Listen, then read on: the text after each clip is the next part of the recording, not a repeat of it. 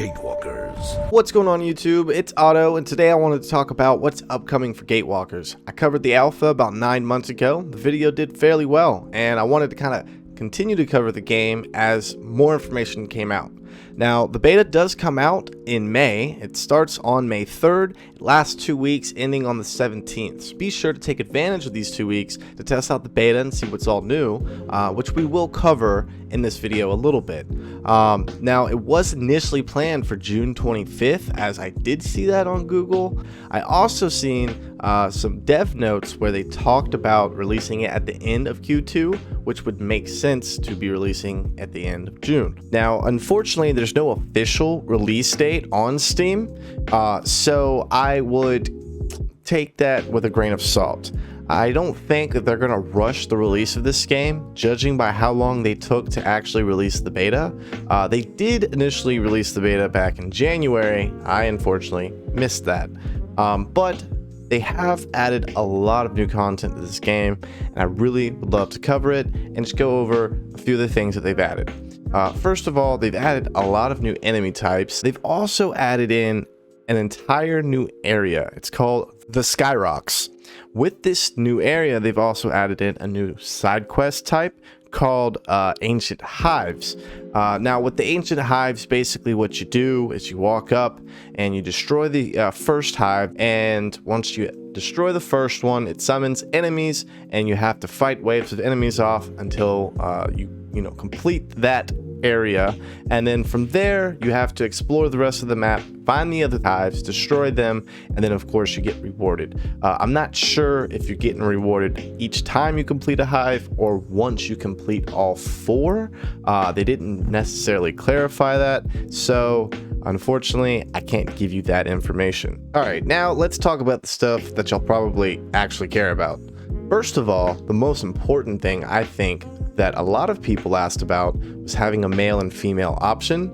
Prior in the alpha, males were the only character option, but they have now released a female option. They've also released head, face, and hair options as well, so you can do a little bit of customization with your characters now.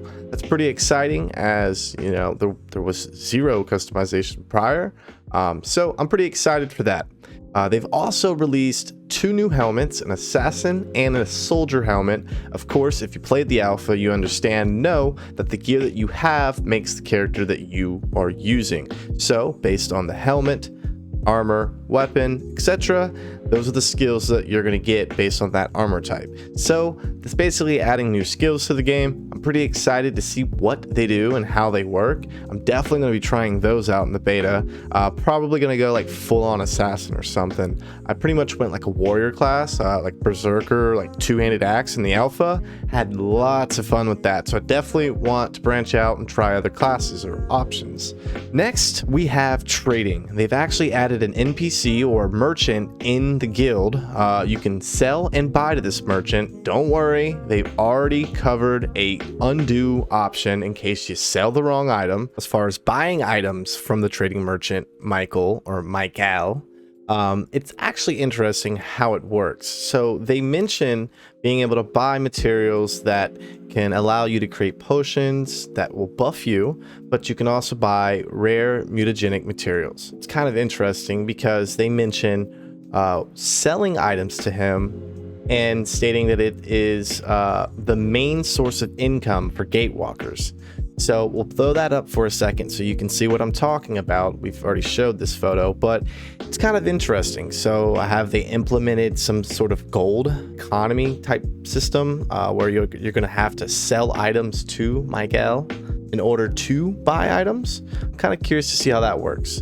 Now, as far as transmuting, this is a process where you're going to take either lower tier materials and transmute them into a higher tier material, or the reverse. You can actually take a higher tier material and transmute it to make lower tier materials in case you didn't feel like going out and looking for that last bit of iron. It's pretty cool. I like the fact that you can actually go either way with the transmuting process. I think that's going to allow the crafting process to be a lot more fluid, and it's going to allow you to be able to branch out and try more things because materials would be a little bit easier to come around.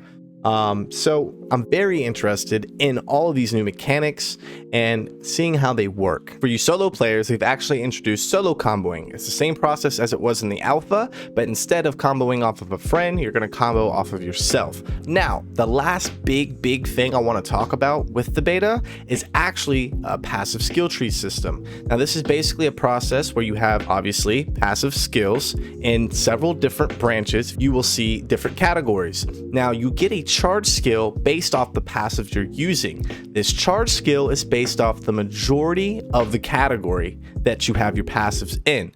So if you have 3 points into one particular category and only 1 in the rest, then your charge skill will be based off the category that has 3 points.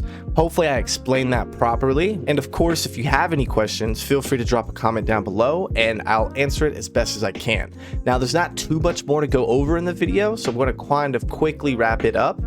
First of all, they've made some changes to the skill tree and how it visually looks, and also how the amulet and rings work. As far as I know, the amulets now with their skill have a automatic activation where if you meet a certain requirement, that skill automatically activates.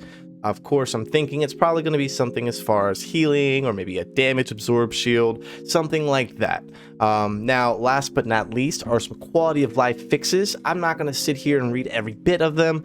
Feel free to pause the video and read them as you wish. Hopefully you've enjoyed all the info I've gathered for you, and I look forward to seeing y'all in Gatewalkers.